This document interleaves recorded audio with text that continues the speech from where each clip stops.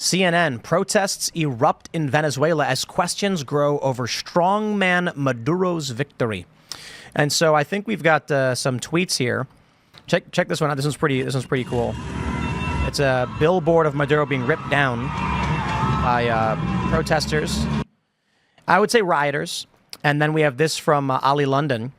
He says, thousands continue to protest across Venezuela over the election results, accusing Socialist President Maduro of rigging the results after the opposition was projected to win by landslide. I'm hearing now that Maduro is accusing his political opposition of trying to hack the vote and manipulate it. I don't know the full details on that, but likely I wouldn't be surprised if Maduro goes around and starts arresting people. And so it's pretty scary. Now, I'm pretty sure, didn't he seize all the guns? So like nobody's armed anyway except for criminal gangs? I don't know. Probably. That was going on. Jeez. I don't know that I care about Venezuela, right? To be completely honest, it's not American politics. It doesn't affect us. We should be focusing on ourselves. But there is an interesting story here for us to pay attention to. What happens if a Maduro-like person gets into power in the United States, and we are at the precipice of this moment? We may already be inside the foyer of it already, about to enter the home. Take your shoes off before you walk in. That's how close we are. It may be this election. If we do not win, if Donald Trump does not win, we may find ourselves in a position in the next 10 years where this is the country. And this scenario is what I'm talking about. When I say things like, we're in a period of civil strife, could possibly escalate into civil war, and everyone says, no, it can't happen. How could it possibly happen? Take a look at Venezuela right now.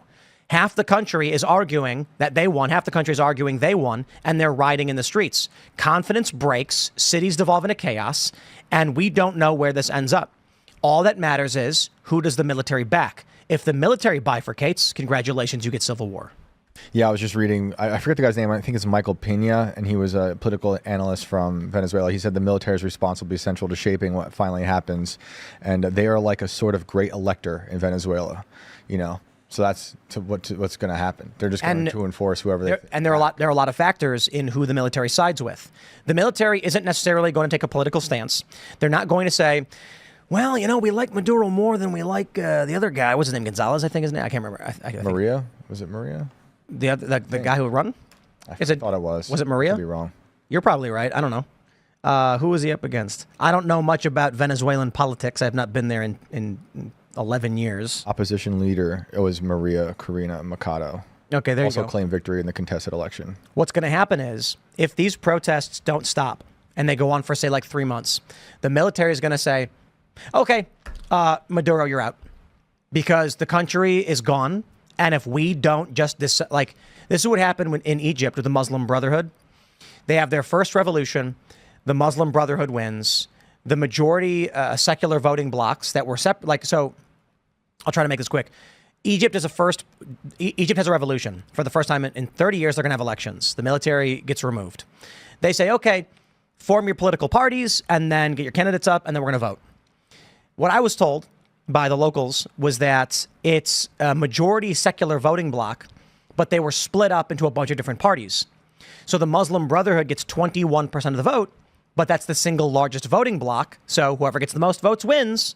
Well, that makes no sense, because now you've got 70+% of people, or like 60, who are not willing to align with the Muslim Brotherhood, who begin rioting and protesting again. So there's a second revolution a year later. That one I was actually present for. And the military says, okay, you are out. The people do not want this. We're having a new election. Unfortunately, the Muslim Brotherhood wins again. So what the military does is they decide to drive around just gunning down the Muslim Brotherhood and killing them. Because they were basically like, okay, this is going to keep happening unless we eliminate the Muslim Brotherhood. And the only votes that you can actually have are going to be between the secular parties.